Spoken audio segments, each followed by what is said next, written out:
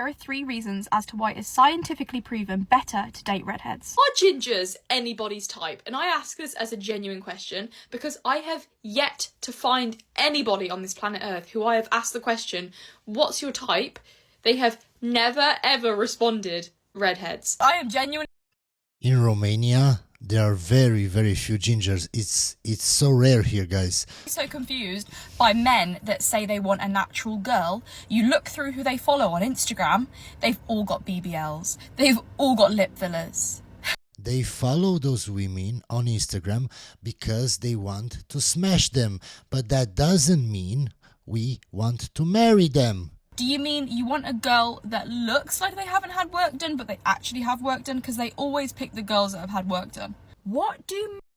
They pick to date them. They pick to smash them. You see them at the club picking them. But they don't pick them to be wives. Men mean when they say they are scared of women? Are you actually scared of women, or are you scared of approaching them? Like, why are we scared? Many men are scared of approaching women because of the way they can react. Oh my god, you're way too pretty to be single. Why do you say this? Babe, it's not Because he's a simp, that's why. the prettiness that is keeping me single. Unfortunately, it's this insane juice box in this head of mine. This brain, unfortunately, is clinically insane, slightly psychotic, and sometimes funny. I'll give you that. Sometimes I can crack a joke or two. But I can promise you that if you see a pretty girl and she's single and has been for quite some time, it's probably not her good looks that are holding her back from a relationship. It's probably the juice box. It's probably the juice box. And I'm sure once you get to know her, you'll probably understand. You'll understand. So when people say you're too pretty to be single, I don't even know what this means. They are simps. And for them, they just base everything on looks. If you look good enough for them, if you look beautiful to them, they would do anything for you. It doesn't matter how you act or what you do. Because I don't understand why you'd even say this, because you know that we've all got juice boxes here that control how we operate, and unfortunately mine is slightly damaged. For anyone wondering if being TikTok famous helps you at all in the dating world, it doesn't. Like, it really doesn't. Like it does a lot more harm than good, in my opinion. Because, okay, if you post on TikTok as much as I do, there is no level of mystery to me. There's no room for a talking stage. Because you can just look me up and literally know every single thing that you need to know about me.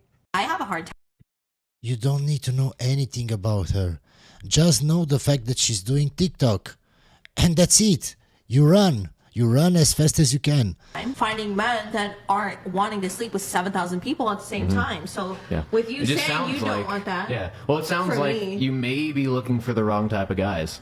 True. Because there are guys out there. No, there are. Well, okay, so I can use my church as an example. I know. I could list 5 guys off the top of my head. I'm not going to do it because I don't want to dox them online. But I know 5 guys off the top of my head who are incredible men. They make good money. They can provide for a family easily. Money means nothing. And I can only find and them they're also really godly men. Like they're solid guys. And girls won't touch them because, one, they're usually reserved. They're the nice guys, that's why. And they're boring to women. Keep themselves, they're introverts. And girls don't usually like socially awkward dudes. Yeah. But they would be incredible husbands. So maybe people are just kind of looking for the wrong type of person. Maybe people are generally going after the frat guy. He's so nice, and he's the guy that I should want. But it's like I need a little bit of like a, you're going to send me to the psych ward, and it's just not giving that. Of Why course. would I help a man get on his feet if there are men who are already standing up? Me not, because they're standing up next to the woman that helped him get on his feet. Well, that's partly true, but she's also correct, because there are so many simps in this world that would do everything for a woman like that, no matter how she acts, no matter her past, it doesn't matter anything to those guys, just how she looks. Just had to drag my AC out of my car to my apartment building. 3 guys passed me.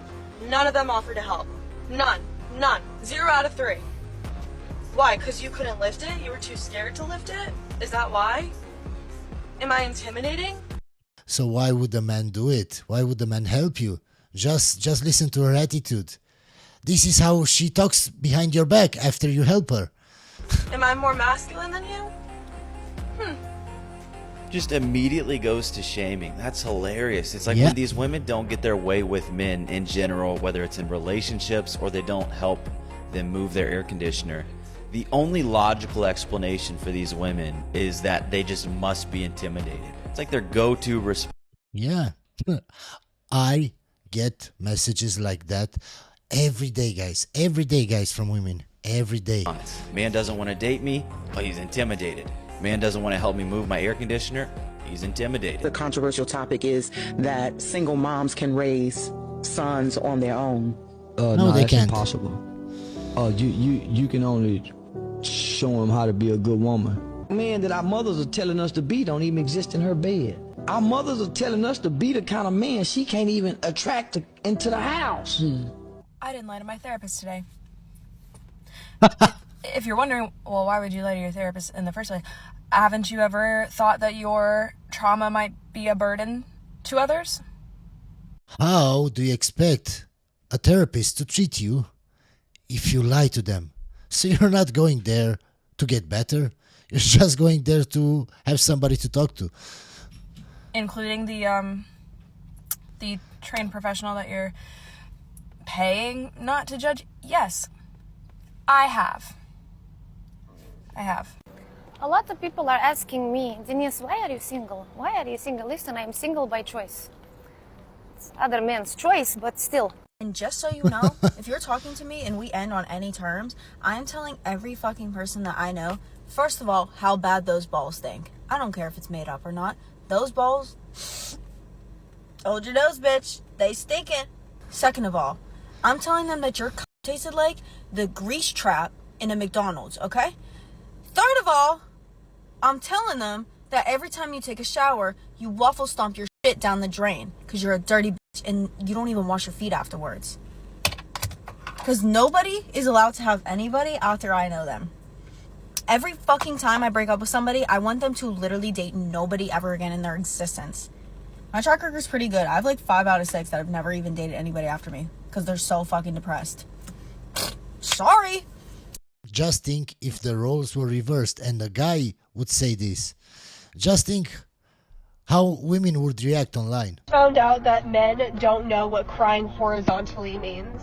A lot of guys don't know what crying is. I don't know what that is. What does that even mean? Crying horizontally. You lie in bed and you cry, or how? Today aren't allowed to cry. And True. 2, they simply don't know how to cry. So forget the fact that they don't know how to cry horizontally. What even is adult life? Because what do you mean I just read like the most gut-wrenching text 2 minutes before I have to go into my shift right now? And I'm about to go in, work my customer service job and talk to people like nothing is wrong? My heart is in my throat. What do you mean I'm gonna go talk But women aren't more emotional than men. Yep. to people? I'm gonna throw up. Oh my god, what? I hate when people say, oh, what works for me might not work for you when it comes to training and dieting, because I feel like normally it's an excuse to not have to do it the hard way. Oh, but everybody has different genetics, everybody's different. Yeah, okay, but if you take yourself and compare your genetics to another human being, they're probably 99.5% identical. You are not exempt to the laws of thermodynamics. You are not exempt to human biology.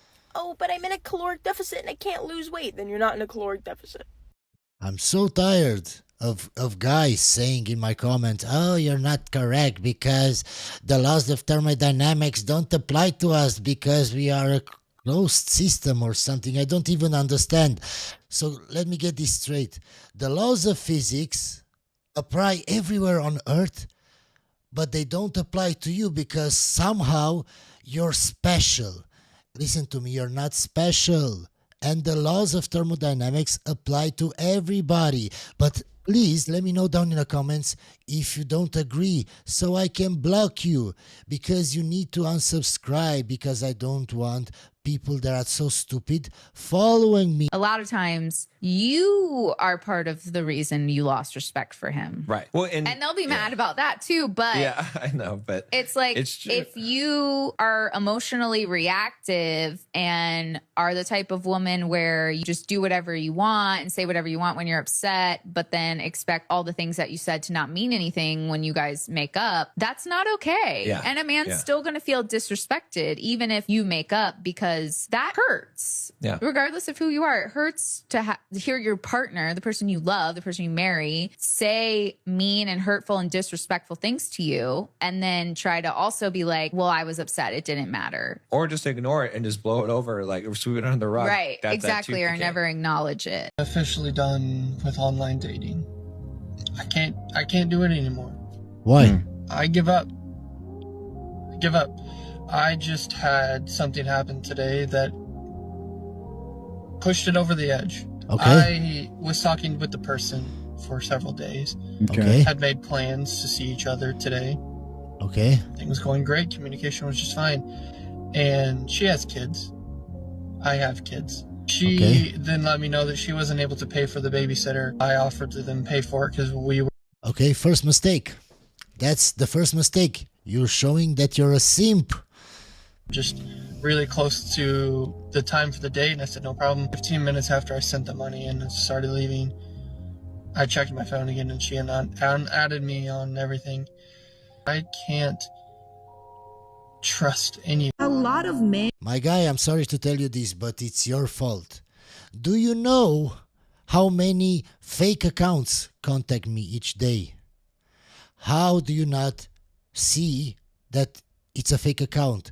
Look at the comments, look at the likes, who she follows, who she doesn't follow. Check her on other things, search for her name. How do you get duped?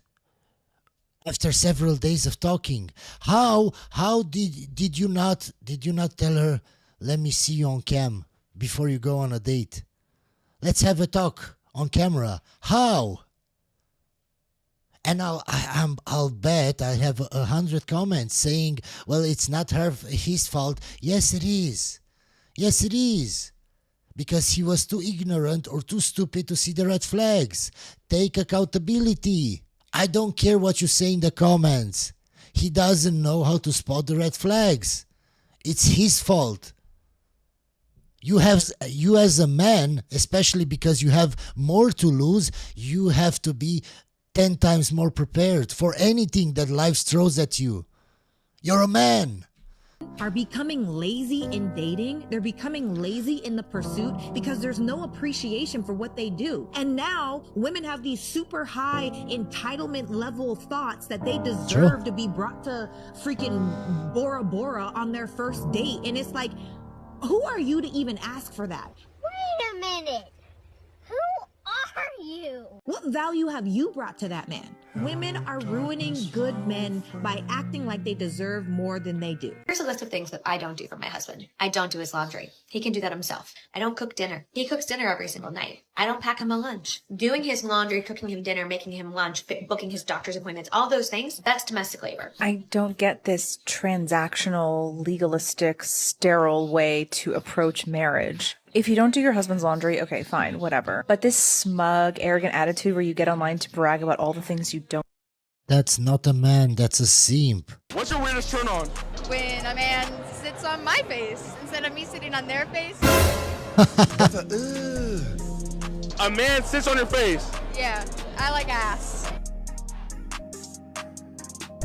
I'm scared. So you told a dude, like, hey, sit on my face, it's good. I mean, I don't say it like that, but... How do you say it, though?